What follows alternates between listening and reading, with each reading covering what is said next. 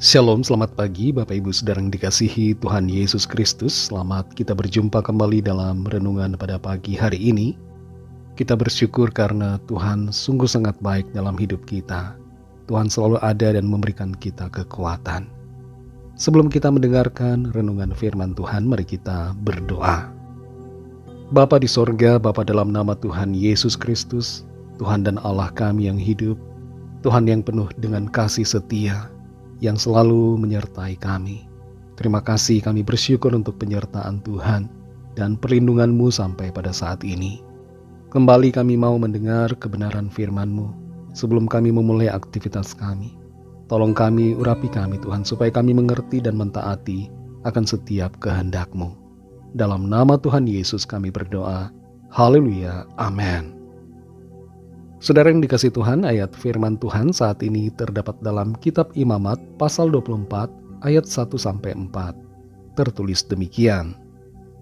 Tuhan berfirman kepada Musa, "Perintahkanlah kepada orang Israel, supaya mereka membawa kepadamu minyak zaitun tumbuk yang tulen untuk lampu, supaya lampu dapat dipasang dan tetap menyala.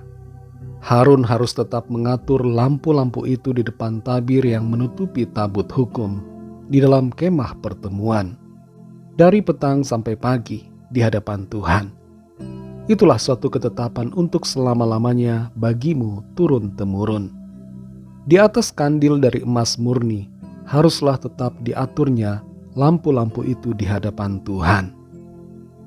Saudara yang dikasih Tuhan, kalau seandainya PLN memberikan pengumuman bahwa listrik akan padam dari jam 5 sore sampai jam 1 malam, apa yang akan saudara lakukan? Tentunya membeli lilin atau mempersiapkan genset atau mempersiapkan lampu yang sudah di-charge. Di tahun 2019 yang lalu, pernah terjadi pemadaman massal di Jakarta.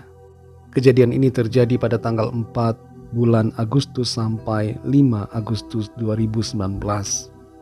Dan akibatnya banyak orang yang justru pergi ke mal atau pusat perbelanjaan menjadi penuh karena orang-orang tidak ingin tinggal dalam kegelapan. Dalam Imamat 24 ayat 1-4 ini, Tuhan berfirman kepada Musa untuk memberitahukan kepada orang Israel supaya mereka menyediakan minyak zaitun untuk lampu yang dibutuhkan di kemah pertemuan, yaitu di kemah ibadah, kemah suci. Dan Harun sebagai imam yang bertugas harus mengatur agar lampu-lampu itu tetap menyala dari petang sampai pagi di hadapan Tuhan. Dari petang sampai pagi menunjukkan bahwa dalam suasana kegelapan, lampu-lampu di kemah suci itu harus menyala supaya kemah suci itu tetap diliputi cahaya. Secara rohani, kemah suci atau tempat ibadah, bait suci, rumah Tuhan adalah saudara dan saya. Dalam 1 Korintus 3 ayat 16 dikatakan, "Tidak tahukah kamu bahwa kamu adalah bait Allah dan bahwa roh Allah diam di dalam kamu?" Jadi saudara dan saya sebagai orang-orang percaya, kita semua adalah bait Allah.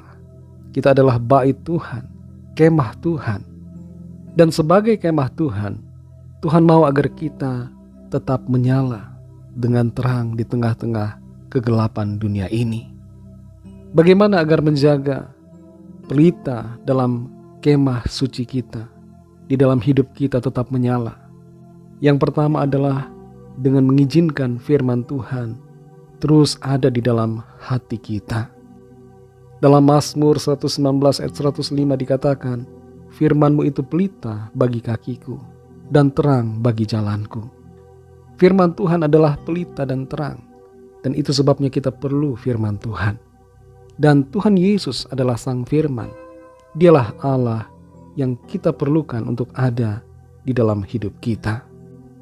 Yang kedua, menjaga agar roh kita tetap menyala-nyala untuk melayani Tuhan.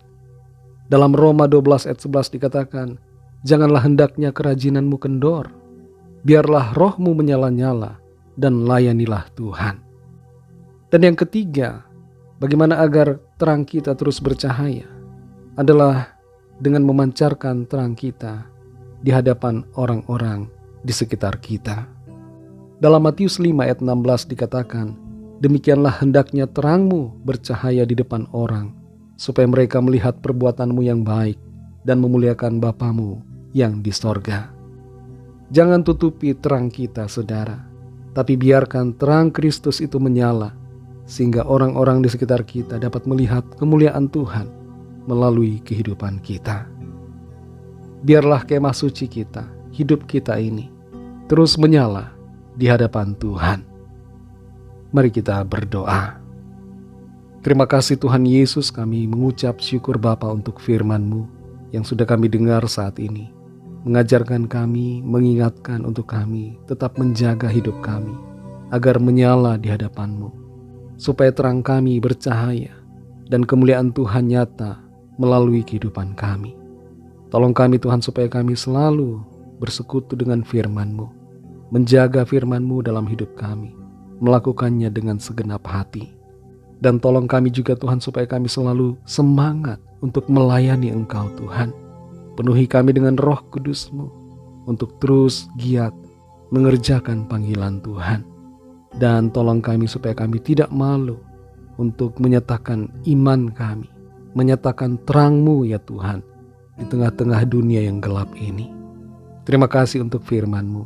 Pimpin kami selalu Roh Kudus untuk berjalan di dalam kebenaran-Mu ya Bapa. Berkatilah kami di sepanjang hari ini dalam segala tugas aktivitas kami. Pimpin dan sertai kami Tuhan, jadi pemenang-pemenang di dalam segala perkara. Kami berdoa bagi yang sakit dan yang sedang dalam pergumulan. Lawatlah setiap kami, nyatakan kuasa kesembuhan, pemulihan, pertolongan, mujizat-Mu yang ajaib bagi kami. Kami serahkan semua ke dalam tangan kasih-Mu. Dalam nama-Mu yang kudus, nama Tuhan Yesus Kristus, kami sudah berdoa dan mengucap syukur. Haleluya. Mari sama-sama kita berdoa doa Bapa kami.